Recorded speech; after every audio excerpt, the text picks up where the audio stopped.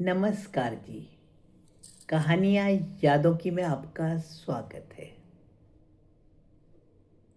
विषय के अंतर्गत लिखी गई प्रस्तुत है मेरी कहानी गुमशुदा नोट।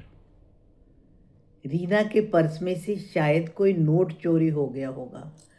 वह अपने बेटे बिट्टू को पहले प्यार से पूछ रही थी और अब थप्पड़ मारने ही वाली थी कि मैं वहाँ पहुँच गई और बिट्टू को अपनी गोदी में उठा लिया। रीना गुस्से से बोली, अब ये चोरी करना भी सीख गया है। आप बिना वजह इसे प्यार मत दो माँ, इसने मेरे पर्स में से नोट चुराया है। मैंने बिट्टू की ओर देखा। उसका मासूम सा चेहरा कहीं से भी गवाही नहीं दे रहा था कि उसने नोट उठाया हो। मैंने रीना को शांत होने के लिए कहा और उसे एक अपनी पुरानी आप बीती सुनाई। मेरे पिता की बहुत समय पहले ही मृत्यु हो गई थी। मेरी माताजी हम लोगों को लेकर मामा के घर में ही रहती थी। नहीं नहीं, हम पर कोई अत्याचार नहीं होता था। हमारे मामा मामी हमको बहुत प्यार करते थे और मेरी माताजी ने नाना जी का सारा घर संभाल रखा था। उनका घर पर बहुत रुबाब था। मामा जी तो हमें बहुत प्यार करते थे। एक दिन मामी ने कहा कि मेरे पैसे अलमारी में रखे थे और वह मिल नहीं रहे। वहाँ पर केवल सिक्के बचे हैं, रुपए गायब हैं।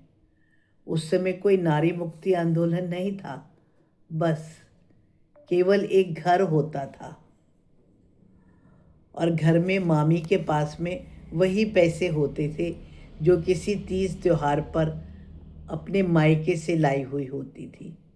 इसके अतिरिक्त ना तो उन्हें कभी पैसों की ज़रूरत होती थी और ना ही वह बहुत अधिक पैसे रखती थी। उनकी कपड़ों की अलमारी में ही एक कपड़े के पर्स में उनके पैसे रखे हुए थे। उस समय हमें पैसों की अधिक आवश्यकता होती ही नहीं थी क्योंकि सारा सामान तो घर में ही बनता था और कपड़े त्योहार पर हम सबके ही बनते थे। बाकी कितनी बार त्योहार में आ जाते थे या यूं ही रोज रोज पैसे खर्च करके बाहर से कोई सामान आता भी नहीं था। रसोई का सामान भी सारा इकट्ठा आता था। सब्जियां अधिकतर हमारे घर में ही उगती थी। बाकी अपने दफ्तर से आते हुए मामा जी घर का सामान लेकर आते ही थे। मामी का यह कहना कि पैसे चोरी हो गए हैं बहुत बड़ी बात थी। घर में केवल हम दोनों ही तो बड़े बच्चे थे। मामी का बेटा तो केवल 6 महीने का ही था। मामी के ये कहने पर मेरी मम्मी ने हम दोनों बच्चों की बहुत पिटाई लगाई। मामा जी ने दफ्तर से आने पर हमें रोते हुए देखा तो हमारी मम्मी से बहुत नाराज हुए। मामी से पूछा तो मामी ने कहा, मेरे पैसे मैंने आज ही देखे, कपड़ों के नीचे थैली नहीं थी, कुछ सिक्के ही पड़े थे। सिक्के तो पड़े हैं पर नोट गायब हो गए हैं।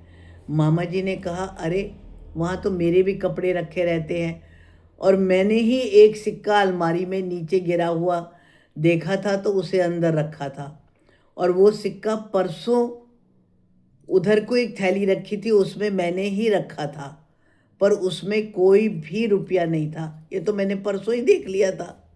स्कूल की छुट्टियां होने की वजह से हम दोनों भाई बहन अपनी बुआ जी के गए हुए थे और एक दिन पहले ही हमारे स्कूल खोलने के कारण हमारी माताजी हमको लेकर के मामा जी के घर लौटी थी। तो ये बात जानकर तो मामी को भी बहुत दुख हुआ।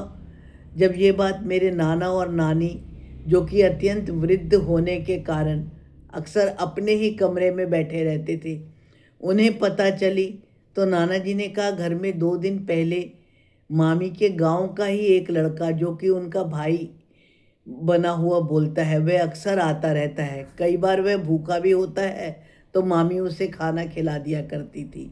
नाना जी ने कहा 2 दिन पहले वो घर आया था। नाना जी को हमेशा ही वह संदिग्ध लगता था परंतु क्योंकि वह मामी के गांव का था इसलिए नाना जी उसे कुछ कहते नहीं थे। उन्होंने कहा, याद करो उस दिन मैं मामी के कमरे में ही बैठकर खाना खा रहा था। 2 दिन पहले हम सब तो बुआ जी के घर में थे। हम सब तो आए ही एक दिन पहले थे क्योंकि उस दिन कमरे में मामी के सिवा और कोई था ही नहीं। यदि पैसे पहले से ही चोरी हुए हैं तो हो सकता है उसने ही उठाए हो। अब तो जब मामा जी ने मेरी मम्मी को कहा कि तुमने बिना वजह ही बच्चों को मारा है, तो मेरी मम्मी को भी बहुत दुख हुआ और मेरी मामी को भी। कुछ समय के बाद मामी का वही भैया जब फिर घर पर आया तो मेरी मम्मी ने तो उसे आड़े हाथों लिया और अंत में उससे कबूल करवा ही लिया कि पैसे उसने ही उठाए थे।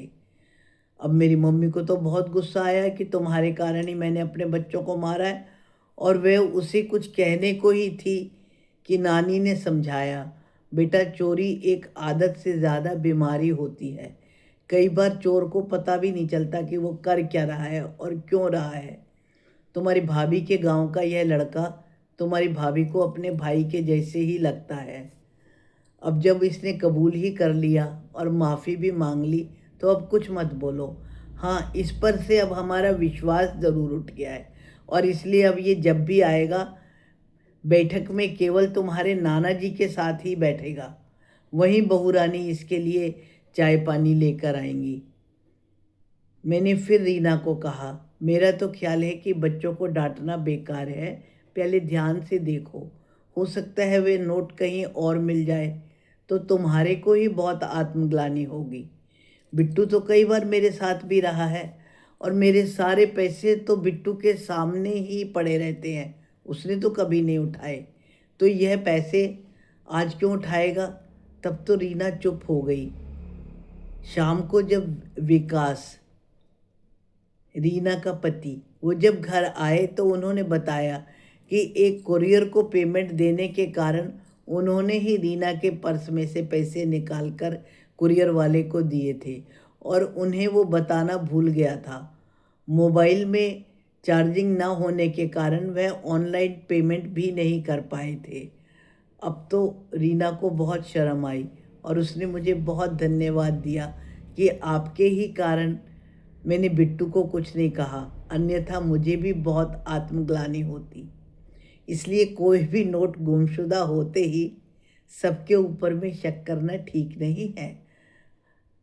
पहले तो अपने सामान को खुद ही संभाल कर रखना चाहिए। आपका क्या ख्याल है? धन्यवाद जी।